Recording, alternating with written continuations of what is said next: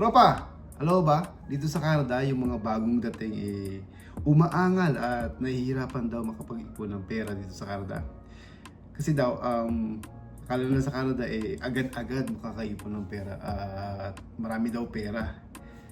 Some of that are true, pero alam mo ba, meron akong 5 paraan na ibibigay sa iyo kung bago ka nga pala dito sa Canada, mga tropa. Meron akong 5 paraan, mabilisang paraan, tropa, para makaipon ka ng mabilis dito sa Canada. Well, yung pag-iipon, mga tropa, pag subjective yan kung meron ka bang pinag-iipunan or nag-iipon ka para sa investing or whatever na gusto mong mag-ipon. Pero itong 5 paraan ay bagay na bagay sa'yo kung gusto mong mag-ipon kagad ng mabilis dito sa Canada, mga tropa. Ito ang unang paraan, mga tropa. Mag-open ka ng bank account na merong zero fee or zero monthly fee, mga tropa. Kung di mo maiwasang magbangko sa mga big banks dito like TD, RBC, CIBC, ay hanapin mo yung may pinakamababa na monthly fee, mga tropa. Or kung gusto mo talaga ng zero, merong mga online banking na nag-o-offer ng zero monthly fee, mga tropa.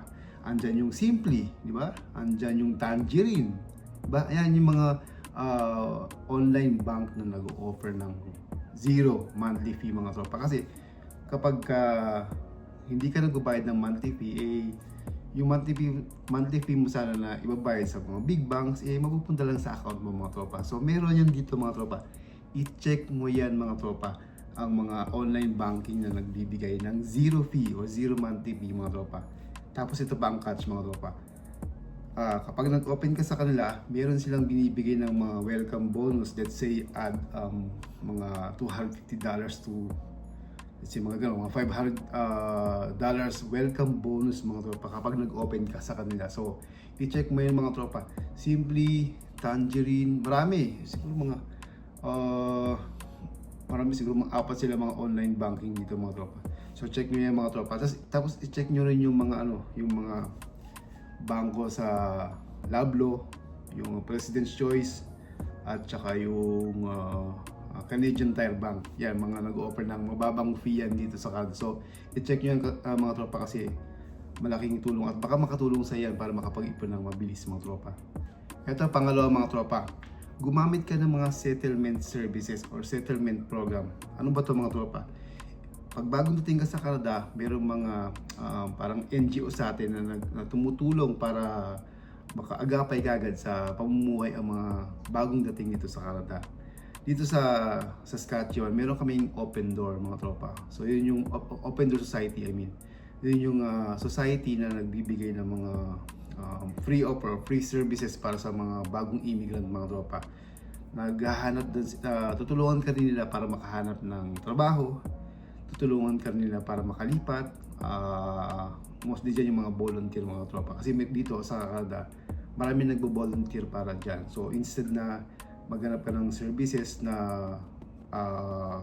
kukuha or magbubuhat ng gamit mo, di ba, magbabayad ka pa sa mga ganun, di ba, sa mga ganun services.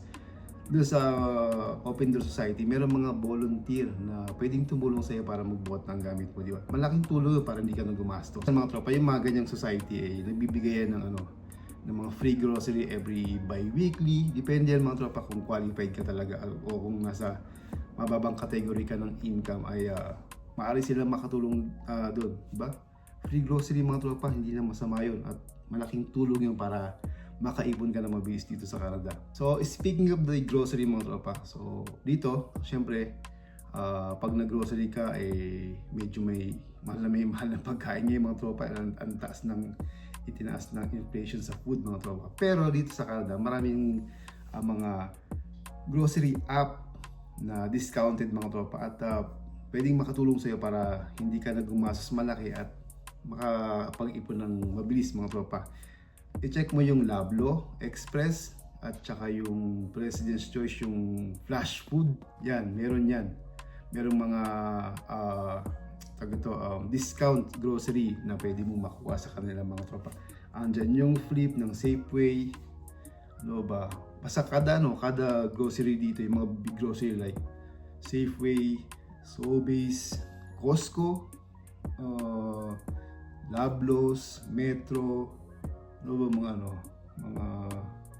Freshco. So yun yung mga mga big grocery dito or pamilihan na pwede kang makakuha ng mga discounted grocery mga tropa.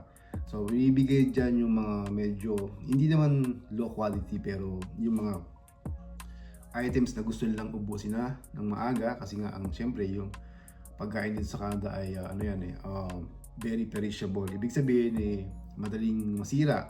So kailangan na lang i-out yun ng maaga para hindi masira or hindi mabulok. So yun, binibigay nila ng discounted prices yung mga tropa. I-check nyo yung mga sinabi ko, yung Flip, W Express, Flash Food, di ba? Yan, i-check nyo yung mga yan kasi malaking discount yan pagka nag-grocery ka sa kanila at bibigyan nila sa iyo yung pinakamalaking discount sa kanilang mga pagkain mga tropa. Mag-download ka ng mga apps niyan at tingnan mo yan kung mamimili ka or let's say mag-grocery ka or bibili ka ng pagkain. I-check mo muna yung apps nila kung ano yung available or ready to pick up ng mga grocery items nila na pinamimigay na halos mga tropa. Check mo yan ko tropa kasi siguradong makakatulong yan sa'yo para makaipon ka ng mabilis dito sa Canada. Kaya tropa yung pang-apat mga tropa, gumamit ka ng mga discounted transit mga tropa. Dito sa Saskatchewan, yung mga bagong dating ay I think eligible na makakuha ng big discount sa kanilang pamasahe kung nagtitake ka ng bus. Halimbawa, gagamit ka ng bus for 1 month, di ba? Pupunta sa iyong trabaho. Kung bago ka sa Canada at nakita ng newly immigrant ka or new immigrant ka dito, ay bibigyan ka nila ng napakalaking discount para sa iyong bus pass. Yun pala, bus pass ang tawag doon. Para makakuha ka ng discount, di ba mga tropa? So malaking tulong yan sa iyong transit mga tropa kasi instead na bumili ka muna or kumuha ka muna ng sasakyan kung nag-iipon ka na ng pangsasakyan, di ba? Yan, isa sa mga pinag-iipunan ng mga Pilipino dito sa Canada, yung pangsasakyan para hindi na nga naman sila mag-commute. So kung nag-iipon ka para sa pangsasakyan, gumamit ka muna ng mga transit discount mga tropa. Malaking tulong yan sa iyo mga tropa, maniwala ka, para makaipon ng mabilis dito sa Canada. Ito yung panglima mga tropa. Alam niyo ba, dito sa Canada meron tayong malaki yung natin dito, malaki yung tax na binabawa sa trabaho natin, sa pagbili natin ng kung ano-ano. Malaking discount kung gagamit ka ng sasabihin ko mga tropa. Ito lagi kong ina-advocate kahit sa mga Pilipino rito na matagal na hindi pinag-aaralan to. Kasi talagang ito napakalaking tulong sa akin to. At napakalaking tulong din kung ito ay iyong pag-aaralan mga tropa. Mag-open ka ng RRSP or TFSA. Well, TFSA muna mga tropa, huwag mo na RRSP kasi kung nasa low income ka, mas maganda mag-ipon sa TFSA mas kaysa RRSP for the meantime. Ngayon lang yan mga tropa, pag habang mababa pa yung sweldo mo. Kasi sa TFSA, kapag ka nag-open ka at nag-contribute ka dito, lahat ng kinikita mo o lahat ng kino-contribute mo dyan ay tax-free mga tropa. Ngayon, kung ang TFSA ay ginamit mo sa investing, lahat ng kinita mo sa investing, dividends, capital gains, interest gains, lahat mga tropa ay tax-free kapag ito ay winidraw mo mga tropa.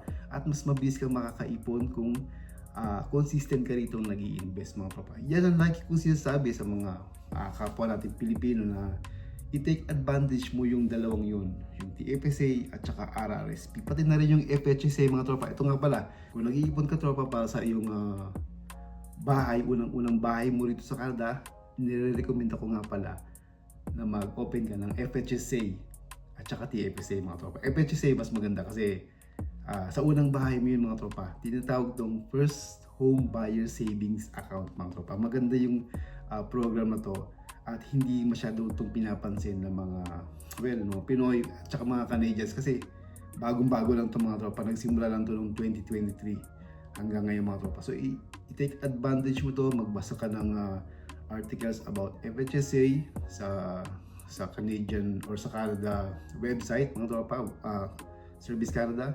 Basahin mo about sa FHSA kasi malaking tulong ito sa pag-iipon mo para sa unang bahay mga tropa. So yun nga pala mga tropa, no? Bukod sa TFSA, FHSA, RRSP, mag-ipon ka rin ng katapano sa ibang paraan. Tapos, yun nga, lagi kong sinasabi yan sa mga Pilipino dito na i-open yan to kasi mag-take advantage kayo niya kasi malaking tulong yan para sa atin dito. TFSA, FHSA at saka RRSP mga tropa. So ito tropa, sarili kong opinion or sarili kong advice, not necessarily na sundin nyo mga tropa.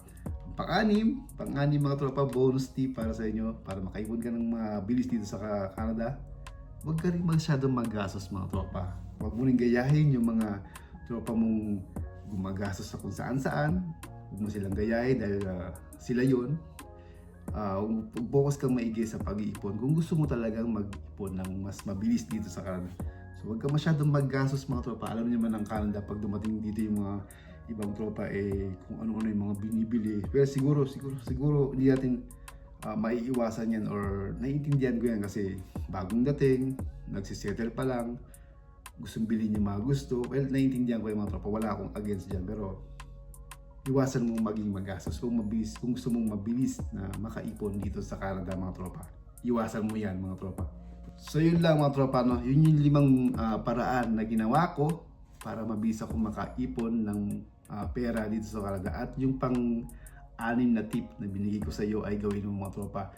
So 5 paraan plus yung tip ko mga tropa. Sigurado na makakaipon ka ng mabilis dito sa Canada mga tropa, na walang kahirap-hirap yan mga tropa. So kung may natutunan ka mga tropa, nagusto mo yung video na to about pag-iipon sa mga bagong dating dito sa Canada, ay i-like mo ang video na to at mag-subscribe ka sa ating YouTube account mga tropa, Tropang Canadian mga tropa. Mag-comment ka rin kung may tanong ka or whatever mga tropa. Tapos i-follow mo nga pala ako sa TikTok account, Tropang Canadian din mga tropa. Ganito rin mga sinasabi ko about Canada mga tropa. Hanggang sa muli, mag-ingat ka hanggang susunod na ating kwentuhan. Ingat. Paalam. Mwah.